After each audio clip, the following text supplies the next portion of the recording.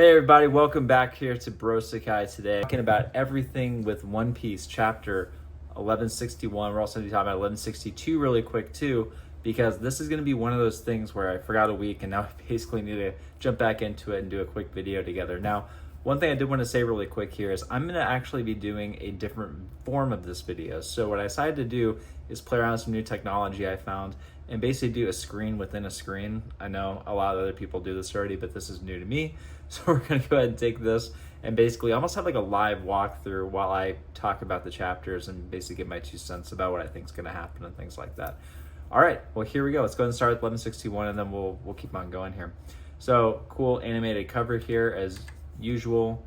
And with that, let's go ahead and actually talk about what's happening. So 1161, Bound Under a Hail of Arrows, Song of Love Bound Under a Hail of Arrows. There we go. And it looks like we start off here with the B plot, hopefully reaching its conclusion here pretty soon. I think it will, based on what I saw in 1162 already. And we see them here in Wano. This is Yamato. And they're basically praying at the shrine of Odin and the other ones who basically were lost during the arc of Wano. So it's really a whole thing here. And I just have a weird feeling here that this is going to wrap up. Elbaf's probably going to wrap up pretty soon too after this flashback of God Valley. And then after that, we're going to go ahead and just jump into the next arc, which will likely be pretty crazy considering the sheer pace things have been moving at now for the past 2 years. Okay, God Valley, here we go. We basically see that everybody's just angry at each other right now. We see that basically the Marines have no idea what they're doing. We see the Celestial Dragons here are just angry because they just want to continue the hunt. They're just bloodthirsty, right? They're out here trying to hunt the rabbits, who are basically the denizens of God Valley, aka the Davy clan that we now know. And they're just evil people, basically just wanting to continue this awful tradition of sorts. And now we're seeing here, this is our big chance. This is going to be everybody just trying to make a break for it, right? So we see here, we see Roger, we see Garp, we see Rox. Everybody's kind of in it for their own betterment, right? So obviously Roger wants to go after Shaki, but even though we're going to see something change there in a minute, we're saying that Rox is still after Iris and Teach, who is his wife and children. And then we'll also see here that Garp, of course, is almost like a personal vendetta at this point, since Garp is still a true believer, right? He's after Roger in this sense, almost like a rivalry. Kind of interesting. And then we see here that this looks like Saint Matthew of the Satchel's family. I'm going to skip forward here really quick.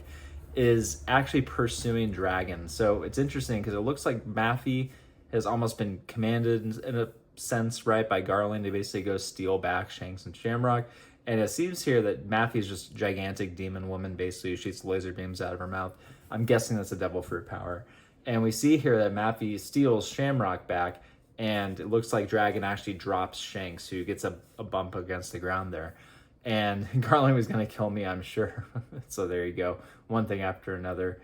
And it looks as though, it almost looks like Garland does lead the Holy Knights and is kind of feared by them at the same time. There's an interesting power dynamic there, right?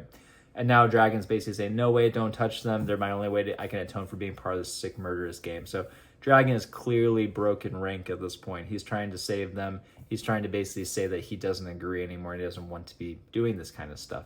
And then Matthew's getting ready to kill him. Say, so long, young man.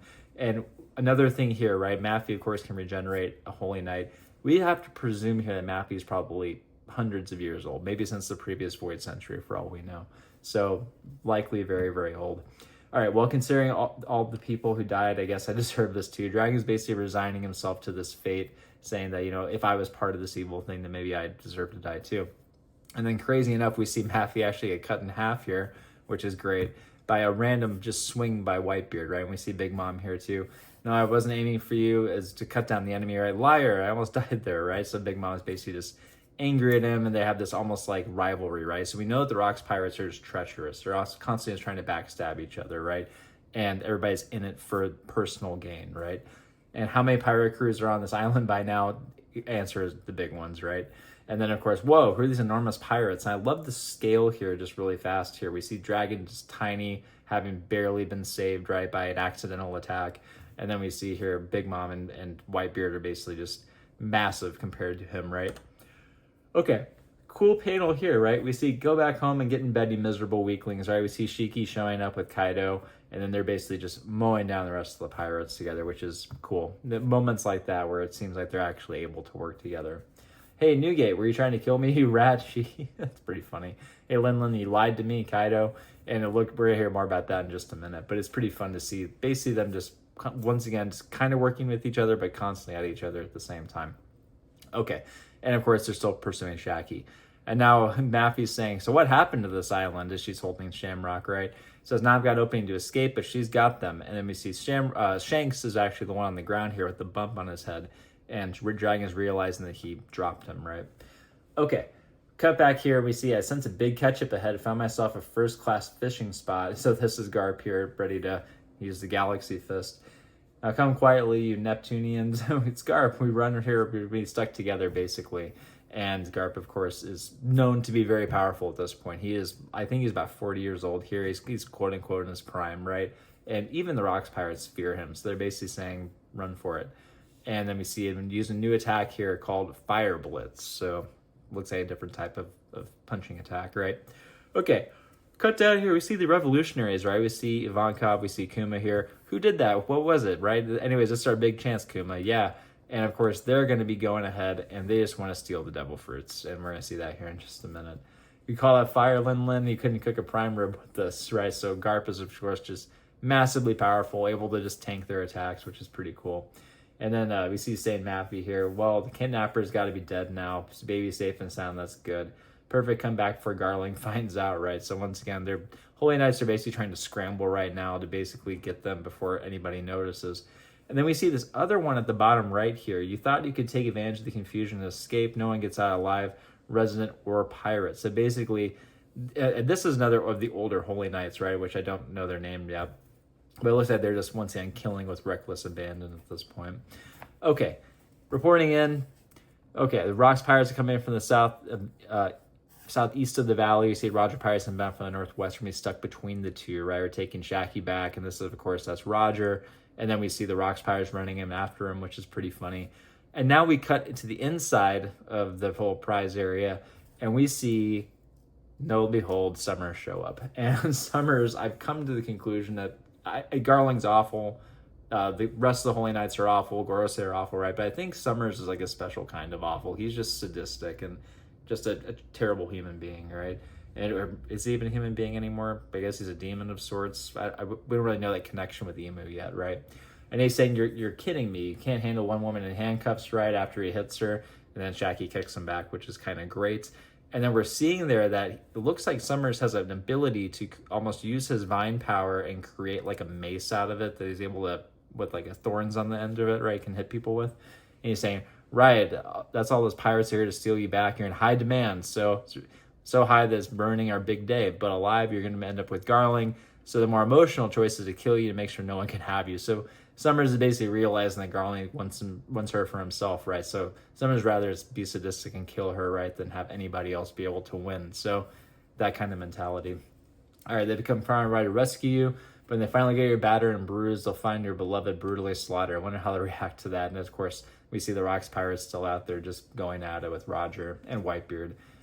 Okay, and then we see at the last minute here, Summers is basically just taking his time, being evil, just taunting her, right, saying, "Can you hear that right behind us? There's to be a second too late." I don't think Garling would approve of. Shut up.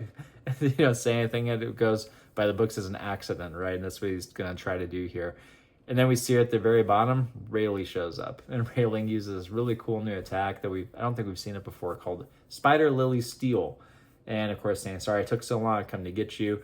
And then we basically see Rayleigh saving her, running away. And then we see Roger and Gabon, they're crying, basically saying like, oh, we got her back. Well, let's get out of here, right? Really cute chapter, if that makes sense. It's almost like there's a lot of chaos and a lot of evil going on here, right, in the middle of God Valley. But I guess we have one good thing that comes out of it, right? So always good. Okay, next chapter really quick. I love it when we don't have to wait a week, right? At least doing a video like this, we get to go one right into the other. God Valley Battle Royale, 1162. And really quick before we move on here, I do think that Yamato, this is the end of her B side quest thing in Wano. And it looks like it's Dear Sir Luffy, Wano is once again at peace. I have to imagine that they've done their part, right? They saw what they needed to see, and now maybe they're ready to rejoin the battle. Who knows? Okay, Rocks and St. Garling are locked in combat in the northwest, send backup, so it looks like everything is just happening. We're going to see more of that in just a minute because Rocks, as we know, is just super powerful. Okay, Rocks is behind us, Navy's ahead. Keep going, Ray. Let me handle this one. And of course, Roger here is really relatively young still, right? But he is just showing that he's so powerful. He's basically able to handle these things himself, which is always exciting. And then there goes Rayleigh's gotten Shaggy back. Ah, I'm so jealous, right? As their Rocks pirates are just continuing to get angry about it, which is still funny. Okay, don't even dream of it, fools. Get rough, you'll harm Shaggy, as Shiki once again just kind of talking some sense into them, right? And then, of course, the Rocks pirates are infighting, and they're settling to take just the regular treasure at this point, the primary prize treasury. There we go. Okay, and then I think at this point here, we see kind of in the middle panel here that Rayleigh is saying, something I need to tell you, don't say it, I already know. I think he's almost confessing his love to her, is what I have to guess is what's happening. Okay, it's a wild melee out there. We can't ask for a better chance. We see Kuma here with the fruit. We see Ivankov here with the fruit, only for Big Mom to come in and crash Ivankov and basically steal the fruit. Now, this fruit is confirmed to be the fish fruit because it looks like Big Mom originally wanted to give the fish fruit to Katakuri, which would have been a huge change in the entire time skip, right? And everything else there, because of course got the Mochi Mochi no Mi. Okay, I'll take that one too, of course, that she's trying to go in and steal the Pawpaw fruit from Kuma, but he, of course, just doesn't even hesitate, just eats it right before she can steal it from him. And then, as we know, Kuma gets those powers. Okay, and save yourself. We just need one survivor, right? And then we've won. So almost unfazed by the fact they lost a devil fruit, because as long as he has one, they're basically good to go. Okay, chaos is unfolding everywhere. Pirates are fighting against each other. Should we retreat or arrest them? So basically, they're still having this weird moment, right, I guess, amongst the Marines as far as what they should be doing in this situation. And Garp, of course, is now questioning Sengoku, basically asking him, did you actually know this was what's happening? Did you know about this hunt every 3 years that they're doing, right? And there's one man who some reported some rumors, but he vanished from the Navy's ranks. So he's basically saying here that even amongst the top of the Marines, the entirety of the hunt and this whole nature of the Gorosei, but also, of course, the Celestial Dragons, right, is just unknown to the rest of them, which is interesting. And it says, if I ain't awake and dreaming, then it's all real. So I think this is interesting because we're starting to see that Garp is having a character moment here. Another good moment in the terrible context of a bad situation, right? And I'm just going to take a second here before we move on to the next panel and say, I think that Garp is going to ultimately be a sympathetic character. And what I mean by that is I think he's going to be good. I think he might be behind Sword. He might be behind the revolutionaries themselves, aka like secretly helping Dragon over the years, which I think is highly possible. And then also, he likely has been helping out with Luffy and the others, right? So as far as everything Marineford went and that kind of stuff, and making sure that Luffy is able to basically use his power and become a Yonko and everything else, I think we're going to learn at the end, likely when I think Garp's going to have a sacrifice moment. I really do. It's probably coming up here pretty soon. Maybe at the end of Elbap, but probably more likely in the next arc, right? Which might be Marijoa or something like that. I think Garp's going to have a Marineford moment of his own, kind of like Whitebeard, and we're going to learn that he, in fact, was behind some of these things and was, in fact, a good character. I'm calling it right now. Okay, from Rock's perspective, are they immortal or something, right? So basically, let me down Zebek. We just got to run. He's arguing with Iris right now as they're running away from them. So it looks like he's learned that the Domo Reversi, right, is allowing the rest of the Davy clan to become demons, right? And they're having that regenerative power similar to how the Holy Knights do. And it takes a super advanced Haki to basically stop their regeneration. We see here in the top left that Garling, same thing, right? He's saying he's strong, no doubt. The wounds he's inflicted are going to take longer to regenerate, right? So it looks like you have to have extremely, extremely powerful Haki to basically stop them from regenerating long enough to actually defeat them. Okay, another thing really quick here before we move on. This character in the top left next to Garling, the other Holy Knight up there, she is likely related to Killingham. That's my headcanon right now. She's got to be either sister, mother, something like that. The character before he joined the Holy Knights, right? Probably of the same family, right? Because they are members of the different families of the Celestial Dragons. So that's my headcanon right now. Something has to happen to this old crop of Holy Knights, right, to allow the new ones to ultimately rise up. Okay, let me down Zebek. You think you can hold them off one-handed? Listeners, anybody? Anyone with the Davy name who gets caught will be put through agony that makes hell itself seem like a lukewarm bath. So basically, he knows that the stakes are they can't get caught by the world government, right? Because the Davy clan are the sworn enemies. Likely during the Void Century, something happened with Davy Jones, and now the rest of the Davies are basically just out there, right? They're targets for the world government. Okay, I'm part of the Davy clan too now, and now she's crazy, saying that I understand the fate of the clan. It was a kind of helpless woman who could only cling to you and couldn't protect a single child. Then he wouldn't have fallen in love with me, right? And then she's basically saying that if they looks like they're going to catch me, I'll kill, teach, and end my own life, which is incredibly dark. That's about as dark as it gets, saying that they know what it means to be part of the Davy clan, right? And they'd be better off killing themselves, which is absolutely horrible. Okay, he's finally relinquished his wife and son, so how should I attack? So Garling is basically watching Rox, right? And just waiting for the moment to basically attack him and then just do it himself. And it looks here that Rox is fighting them, right? And then we see Teach, of course, very young, traumatized here, saying, Rox, stay with me, I insist, come here and do your worst, you monsters, right? Just big chat, Giga Chat energy, to say the least. Okay, but the primary prize treasury, back with the rest of the devil fruits, right? Mahaha, this one she'll do just fine. And now she's, of course, saying that she wanted to give the fish fruit to Katakuri originally. And then we see out of nowhere, Kaido runs up, hits her. Devil fruit pops out, lands directly in his mouth. He eats it, and then immediately transforms into a dragon. Now, I love the goofiness of the panel. I love how Kaido just was waiting for his chance to steal a devil fruit and then take it for himself, which is great. But at the same time, though, I was really expecting a Magikarp to Gyarados style moment where it would be like in Pokemon, right, where you have to train a lot before you can become the Gyarados. And the fact that Kaidos eats the devil fruit and then a minute or two later becomes a dragon, right, and learns how to use the powers seems a little too fast for me, but that's nitpicky. Okay. Don't worry, I won't let you die. And we're seeing this double panel at the bottom here, right? We're seeing Dragon, and I think that's Shanks running away, right? Then we see Iris and Teach running away at the same time as the fights are going on. That's interesting because we see them basically just enabling the next generation of the Yonkos to survive. Saying it. Okay. Behind the game stage, secondary prize treasury, this is the normal gold and jewels and that type of treasure, right? And then we're basically seeing the Marines standing down with, I think those are the Roger pirates, and they're basically saying what injustice is going on island where everything is gone crazy, right? So this is once again Garp questioning things. He's wondering, am I on the right side or not, right? Is everything just chaos? Are the people like the Celestial Dragons that I work for evil? Yes. So I think Garp once again is having a big character moment here. Okay, it's the world government's navy. Please rescue us. This is the rest of the Davy clans who are in shackles, right? And then basically saying that God Valley is unaffiliated with the world government. Therefore, he's basically saying that we can't do anything about it, which is awful because we're seeing just them get wiped out. And then Kuma, of course, is having another character moment where he just has the fruit, right? And he's saying, I want to save as many people as I possibly can. And then we see Saturn above the hillside just sitting there and watching. And we see Saturn as Rock's dead. This is Emu talking to him. I could not say. It's unexpected, right? If anything, there's a danger that such wanton destruction might bring about the birth of something entirely new. And then Emu says, that must not happen. So Emu is ready to directly intervene at this point. Okay, thank you, Kuma. You're a hero. Save your breath and hurry. Kuma's, of course, showing that he is, in fact, a hero at heart.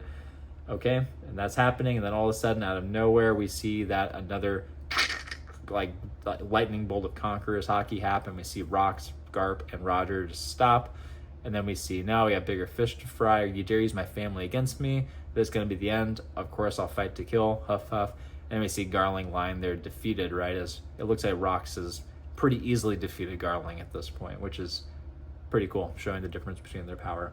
There's nothing in it for you. Sure you want my help? And then we see Kaido show up for the first time in his dragon form, which is cool. And then he's saying, I finally have my power to use on my own. Good for you. As far as I can tell, you're having the most fun of anyway right now. And they're laughing at each other. And then they're looking up at this point because Whitebeard's saying, all right, that's well and good, but what in the world is that? A monster. And then we see everybody else, like Roger and Garp, looking at it too. This is Emu in the top left here, standing on top of the Gyuki body of Saturn, right? The giant Gear 5 Gorosei body, right? So I say, Saturn, why do you look like that? Monster. Now I know I'm dreaming. What island is this?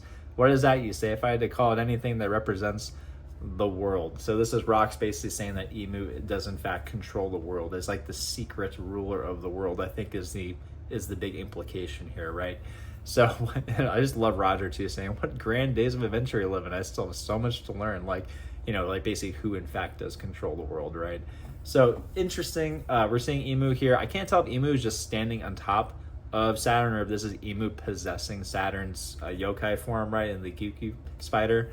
But one way or another, we're seeing here that Emu has that similar connection with the Gorosei like Saturn that Emu does have with Gunko. So basically able to infuse remote control, take over their body in some capacity, right? And have almost like that demonic presence that Emu has.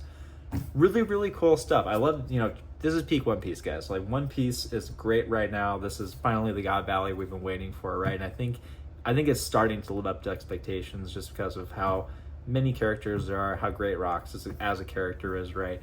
And just, of course, now we're seeing Emu get involved too, which is what we've all been waiting for. So, a lot of 10 out of 10 going on right now. Now, a couple things I want to say really quick before we wrap up this video. Just some predictions. First of all, I think that we know how this is going to end, right? We already have a pretty good idea. I think there's some propaganda for sure.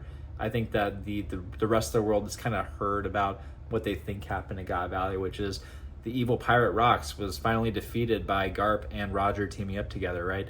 I think that's partially true. That was like their twist on what actually happened here. So it looks like with Emu showing up on God Valley, we know about Doma Reversi at this point is basically taking over the Davy clan, right?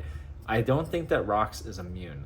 But what we're going to learn, though, is that if you have some extreme form of hockey, you're going to likely be able to resist the Doma Reversi, or at least fight it off in a sense, right? I don't think that anybody here is going to be strong enough to do it. I think it's either going to be a secret technique or, you know, another one of those ex machina moments, right, in a story where suddenly they learn how to do something special and then they're able to nullify the villain's power, right? I don't think anybody here is going to be able to do it. I think that, of course, we know that Garp is going to team up with Roger, right? But I think that Rox will be possessed by Doma Reversi, just saying it right now. And it's going to be really sad because Rox has turned into a really great character. We have to learn a lot more about him too. Like, what happened to the original Davy Jones? If Rox does get defeated this way, then what's going to happen to Rox? Is his spirit going to live on inside of Teach in the future, right? Some sort of Opie Opie no Mi moment. The answer to this, I think, is true. Or it might be some secret in like the Davy Jones lineage. Maybe Davy Jones is the original user of the Opie Opie no Mi, which is what I'm starting to think is the case.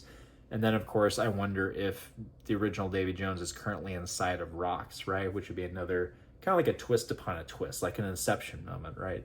So that would be cool. I'm starting to think that's what's going to happen. And we're going to see it basically trickle down through the generations that way. Now, is Emu going to be defeated? No, definitely not. I think Emu, in fact, is going to defeat Rox. And then Roger and Garp are going to defeat Rox, who's been possessed by Doma Reversi. And then after that, I think we're going to see God Valley basically just become uninhabitable at that point, right? They might get Uranus out for it, right? And just do everything, because at that point, it's like there's too many pirates, there's too much craziness going on, right? And Emu just decides that it's not worth it just to go ahead and just blast the entire island. So I think there's a whole lot of question marks here, right? And I think it was all but confirmed, right, that Gecko Moria basically controls the current version of God Valley, which has been renamed Thriller Bark, right? Maybe we'll see some of that too, because we know that Gecko Moria did puppeteer, right, using the Shadow Fruit, some of the deceased of the Rox pirates, like Captain John and so on. So I think there's a few others too. So interesting. Like I said, we're gonna see one more big twist. I think we're getting to the end of God Valley though. Whatever happens with Rox will definitely be the last fight. Emu's gonna hightail it. We already know what happens to the Gorosei, right? I think that the one Gorosei though, the one of agriculture, at least in this timeline, right, is going to probably have the Saturn moment happen to him, right? I think they're gonna blame God Valley on that old Gorosei, and then Shepherd Jupiter will become the new head of agriculture, and then, as we know, Saturn is blamed for Egghead, and he gets dusted.